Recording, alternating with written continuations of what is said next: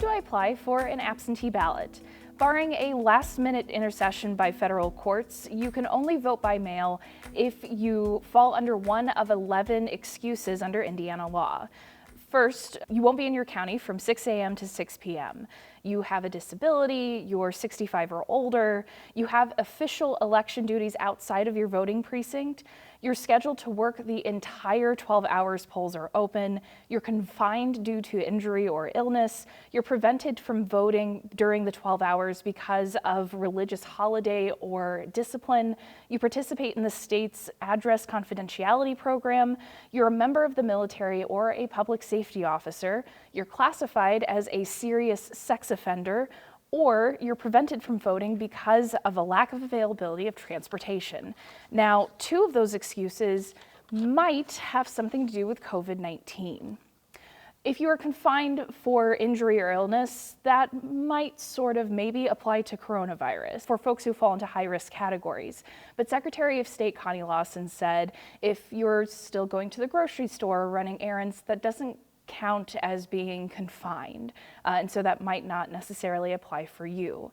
Now, the other excuse that might apply to COVID-19 is disabilities. Indiana code does not actually define what a voter with disabilities is. The federal definition under the Americans with Disabilities Act covers people with mental illness and even someone who just lives in the same household as someone with a disability. There's an ongoing lawsuit which the Indiana Disability Rights and the Indiana Statewide Independent Living Council have filed amicus briefs to expand that definition for people who live in households of people with high-risk categories and people who fall into those high-risk categories themselves, like folks with high blood pressure, diabetes, or heart disease. So if you fall into any of these 11 categories, this is how you would apply for an absentee ballot online. So first things first, you need to go to indianavoters.com. This is the one-stop shop from the Secretary of State's office. Once you're there, you will go and visit My Voter Portal, a big blue button in the middle of the screen. And from there, you'll fill out the pop-up box that shows up. First, last name, date of birth, and county of current registration. Once you're in your voter portal, from there you'll see at the top of your screen, top right of your screen, if you want to apply for an absentee ballot, under there's a blue box that says vote by mail. You'll select that box, and then you'll fill out the form.